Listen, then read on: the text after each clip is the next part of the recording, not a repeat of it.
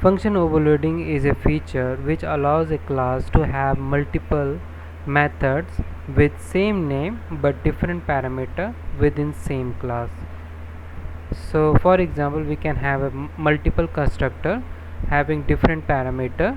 Let's say we can have a default constructor for a player character where we can set a default value inside that default constructor, and also we can have a parameterized constructor having two parameter, let's say name and label of that character.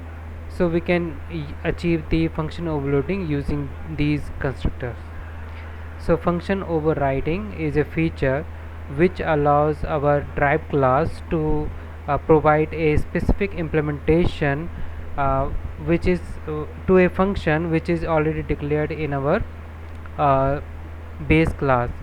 So the signature of that function should be same as a declared function in base class. For example, we can have a attack function in our base class, which is our player class, or we can have a weapon function which have a attack functionality, so as a base class. So we can drive a weapon like ranged weapon, where we can drive this function and override this function there.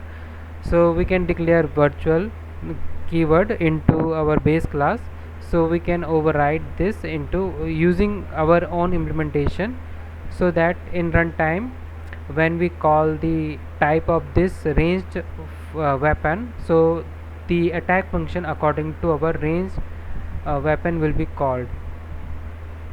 So now virtual and overridden function. So virtual function is that function which is declared as a virtual, so that it indicates that it will be overridden by the derived class in future.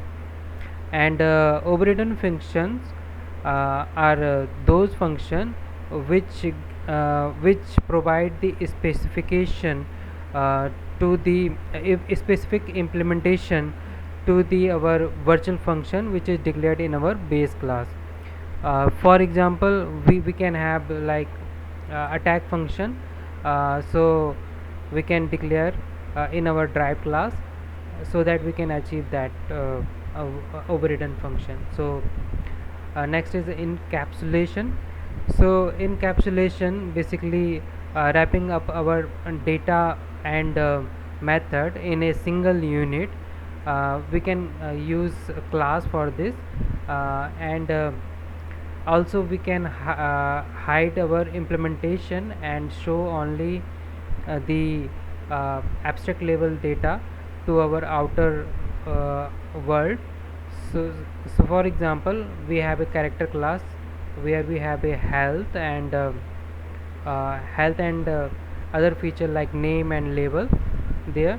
So we can use a getter setter method for that, so that which will be public, using access modifier public there, so that it will be called by outside of this class using object.